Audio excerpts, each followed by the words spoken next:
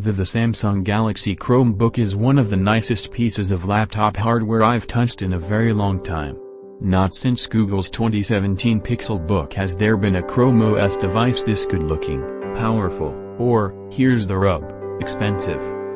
Before that, please make sure that you subscribe our channel and hit the like button. Thank you.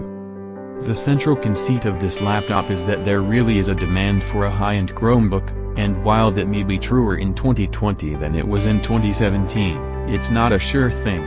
Chrome OS still has a nagging inability to do some of the things you'd want a device that costs more than $1,000 to do: run full desktop apps, easily edit photos and video, or play more premium games. Despite those limitations, Google and Samsung are looking for ways to get Chromebooks to escape the classroom and start appearing in boardrooms.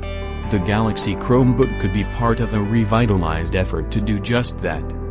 Running down the specs of the Galaxy Chromebook is like hitting a laundry list of the things you might want in a top-tier Windows Ultrabook. It has a 13.3-inch 4K AMOLED display and an Intel 10th Gen Core i5 processor.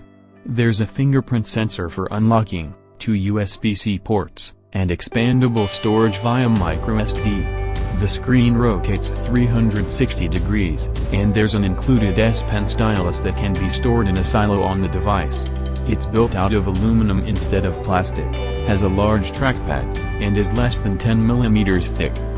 Also, and I know this is kind of a cheap trick, the laptop comes in an incredibly bold red color that looks electric orange in certain lighting. Samsung calls it Fiesta Red. There's also a plain old gray color if you like plain old things.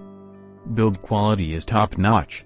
The laptop looks very much like a Pixel Book, in fact, with 2 very thin and blocky aluminum wedges attached with a slightly curved hinge. There's no fan, and the sound shoots out of the side through tiny holes milled into the metal.